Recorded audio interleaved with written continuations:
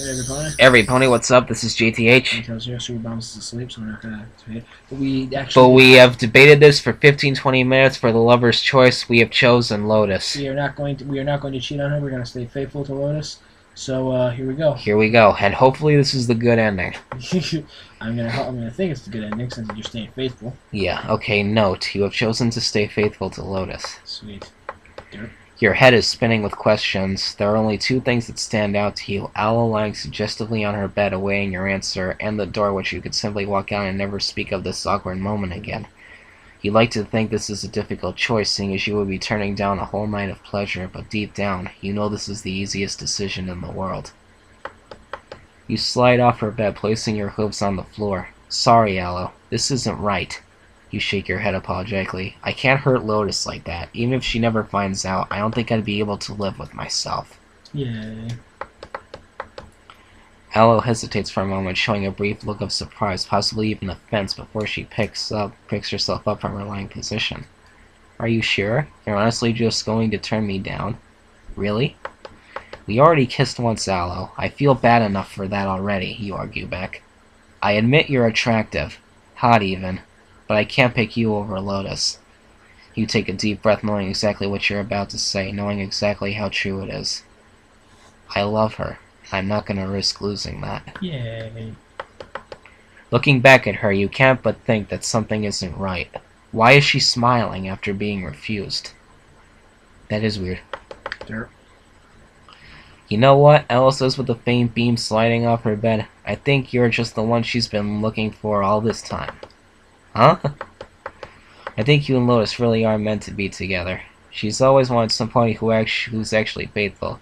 She simply saunters over to her wardrobe and gives a delicate knock with her hoof.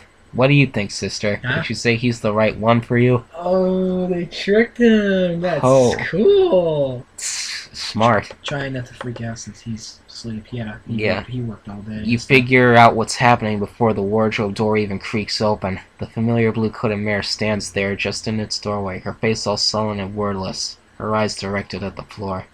She saw the whole thing, heard every word.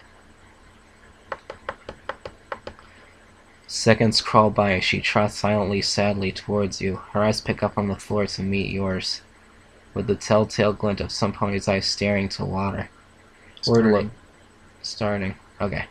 Wordlessly, her forehoofs wrap around you in a slight embrace as she buries her face in the curve of your neck. Her hooves pick themselves up the floor and awkwardly hug her in return. Yeah.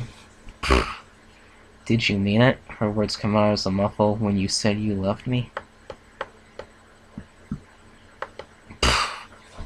Her hug tightens as she speaks, but a soft squeeze is all she can muster. You gently squeeze back. I meant it all, Lotus. You release your grip from her and look into her eyes. The tears flow freely down her cheeks, but they're not tears of sorrow. Not when she's smiling so. You know how much I love you, even without, well, this. You gesture outwards, pointing out the whole situation. You didn't need some silly test to prove that. Love conquers all. Exactly. I love stuff. Sorry, she whispers. I just wanted to know for sure. Aww. I'll make it up to you. I swear. She leans forward toward you, pushing her lips against your own as you hold her. A kiss that felt familiar to you. A kiss that felt right. Aww. That is so... Oh, this is so cute. Yep. Do you two want me to leave? Aloe's voice breaks the ambience. You look up from your heartwarming moment to realize you're still in Aloe's room.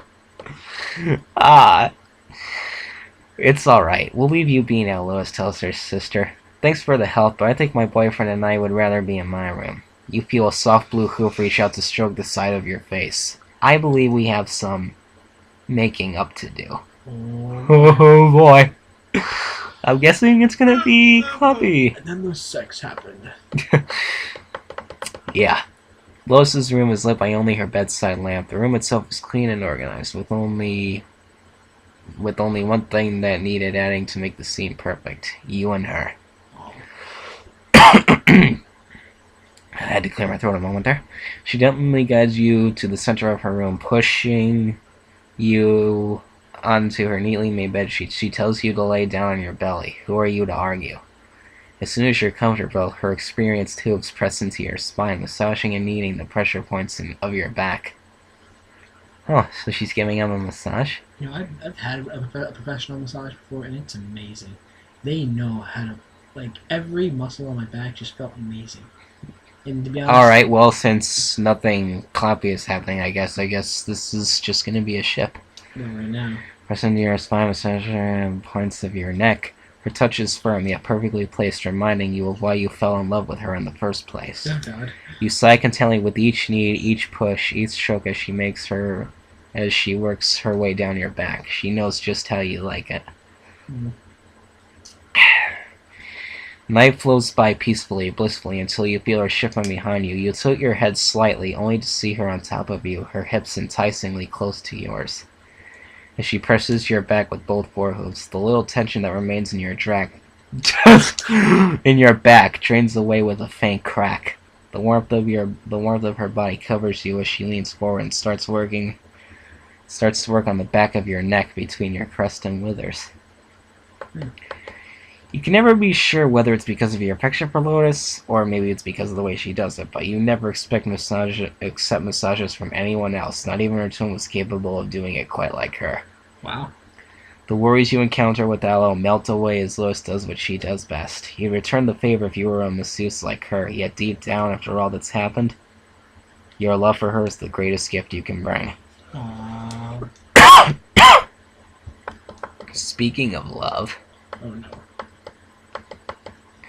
You turn yourself over, interrupting the massage, and bring yourself face to face with her. Lotus keeps her balance on top of you, her forelegs resting over each of your shoulders. You lightly hold her with your own forehooves, bringing her face closer to your own. She pushes herself forward, lowering into a kiss that warms you from the inside.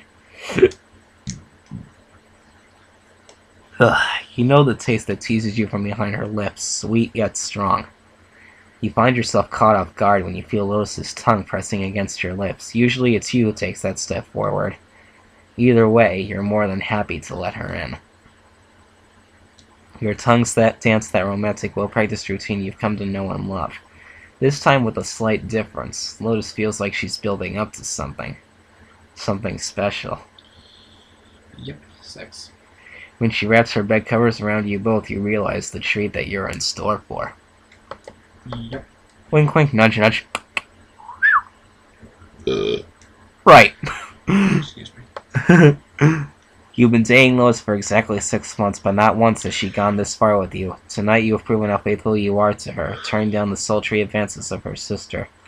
You proved to her that you were in the relationship for love, rather than just sex. And love is exactly what you're going to make with her. Right. Now! Yep, here comes the sex. Yeah. Any kids better leave. Her silky hoof traces... Just for fun. Me and JTH are not responsible for any screwed up minds, children clapping to ponies, or children being addicted to porn. Just so you know. Just did that for comedy? I don't know. I'm just like, some people give warnings at the fan fictions like this, so I figured, what the hell? Alright, what the hell, yeah. Sorry, we're tired. It's after 2 in the morning. Yeah, I think when we finish this, we're probably gonna go to bed. Her silky hoof traces its way down your body, past your ribs, your stomach, until it brushes up against something very personal of yours. Something personal and rapidly growing with a steady throb. Yep. Even more so when she arithmetically caresses it with her massage-experienced hooves. You let loose a few short, quiet moans between kisses, revealing how much pleasure you're gaining from this. A lot. No, I need to say that more like Peanut. A lot. That's more like it. Lois had always said she'd never done anything like this before, but for a knowledgeable masseuse like her, it probably wasn't difficult to get the hang of it. Your breath quickens as the minutes pass, along with the mounting pressure within your sensitive, solid rod. Her hoops work their way up and down your shaft before feverishly rubbing your twitching tip. You barely manage to turn your cries of arousal into words. Lotus, stop! Ego cool. Yeah. She halts her fine work just before you find it too much to take. You manage to pull yourself back from the brink, save for a single warm bead that trickles down you. After taking the small moment to catch your breath and steady your nerves, you rearrange your position with Lotus lying on top of her, your hips readied against hers. You give her an inquiring glance. She nods. Go for it! Here we go. Her blush deepens as you slide in, her sighs gratefully panting in time with your own rhythm. Over time, her hips begin to move with your own. Both you and her raising the pace of each thrust, the sounds escaping from her lips grow louder and louder. You try your best not to let them overcome you as you make the night last as long as you can. After a while, you can't tell how long, you look to see how Lotus is faring. Your partner seems lost in her own ecstasy, her moaning reaching a climax as she rides. Before long, you start to break too, driving yourself into a faster, deeper, you're lost directing your every action. Lotus's back arches as a wave of pleasure ripples through her. You feel your shaft getting warm and slipperier from within her as she shivers from her release. Your body reaches its limit, a through-thrust layer. You orgasm hits you like a crash, jarring your senses as you burst inside her. I came! You begin to feel yourself drain, the exhaustion finally catching up on you.